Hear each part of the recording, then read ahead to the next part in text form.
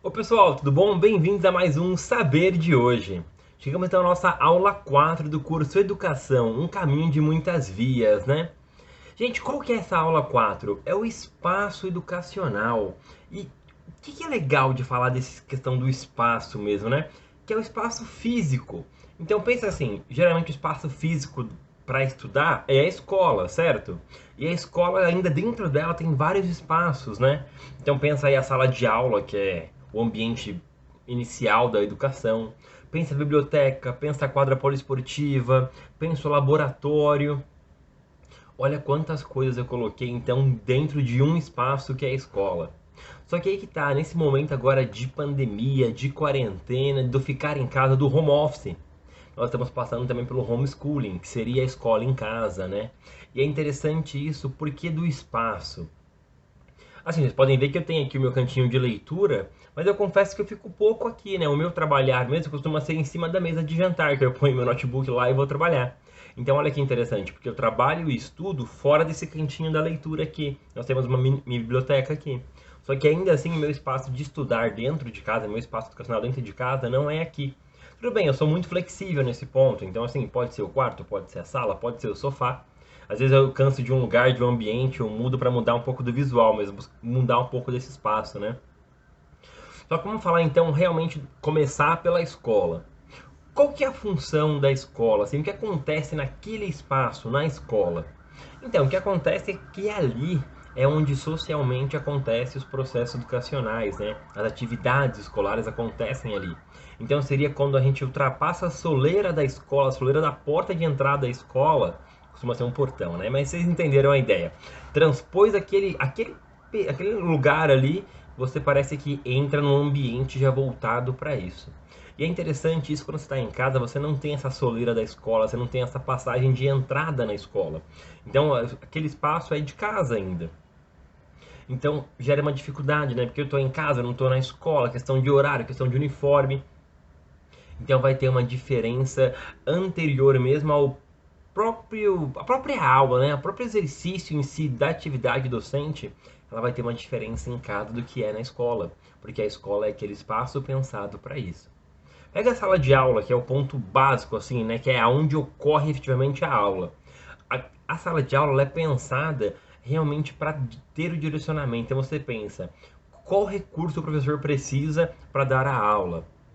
A lousa para pôr visualmente os gráficos, pôr visualmente, né, o que ele está explicando. Então a lousa é necessário ter.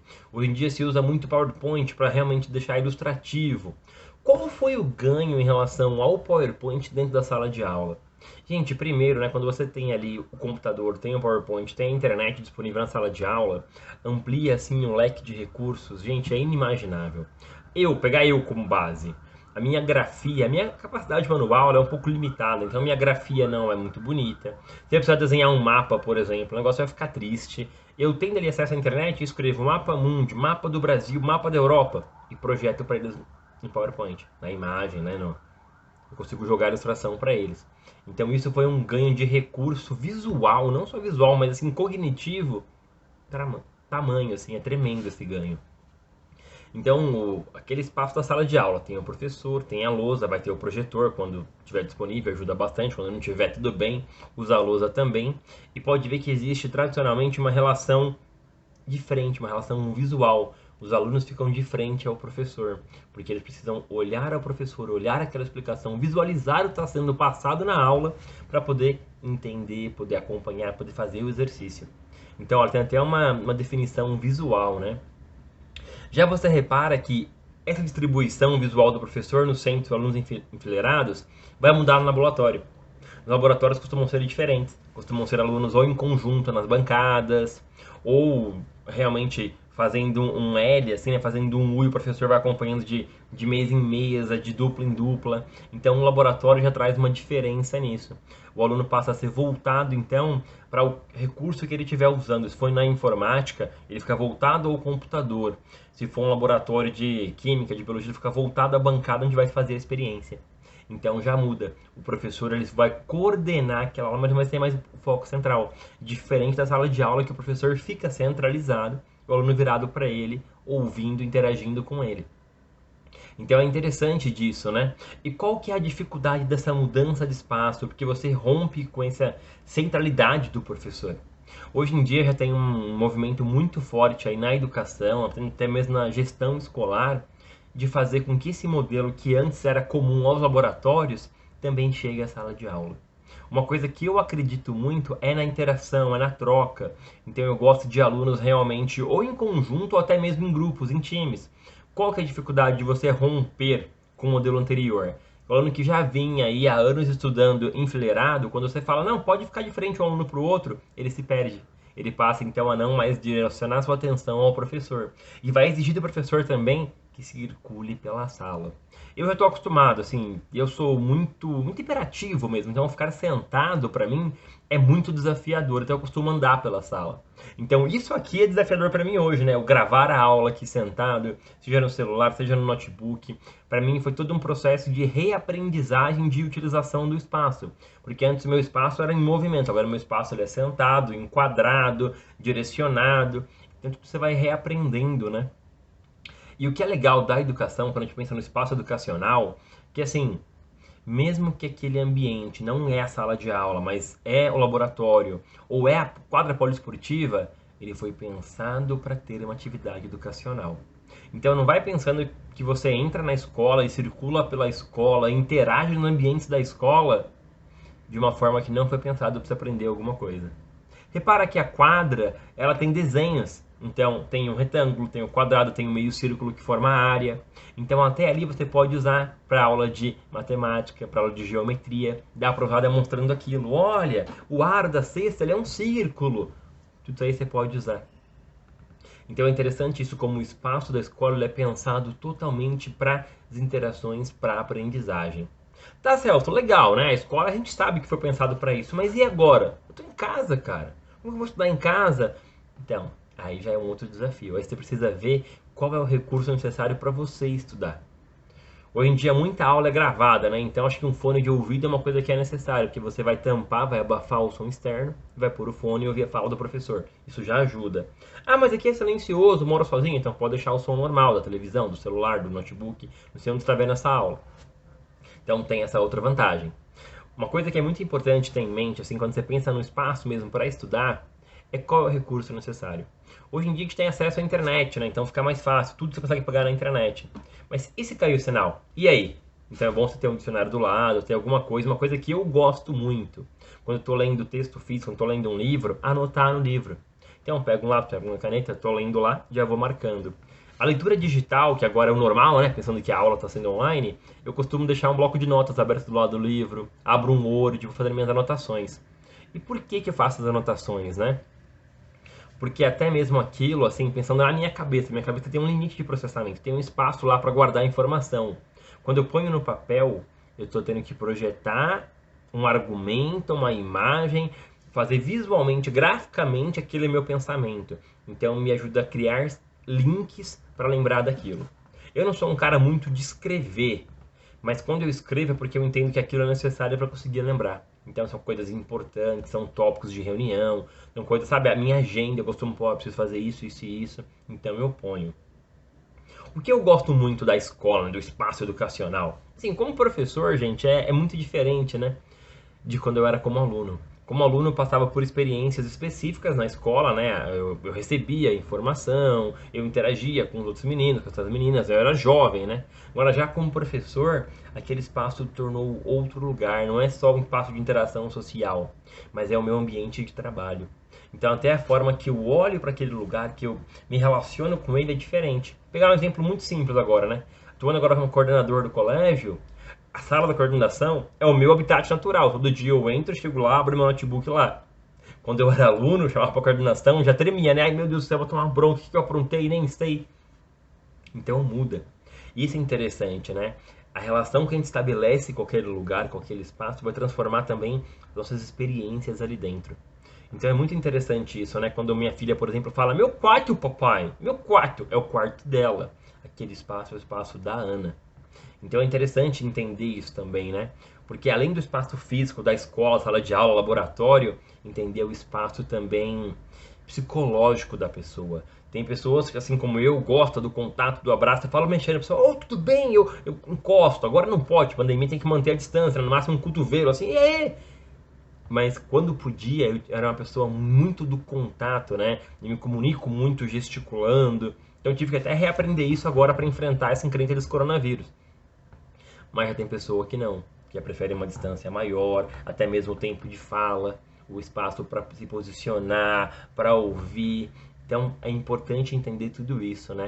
E na escola, gente, aquele lugar da escola, ela foi pensada realmente para interação. Então você que está assistindo essa aula agora e é aluno, ou já foi aluno em algum momento, tenha em mente, coloque em mente que ali é o lugar para falar, para se expressar.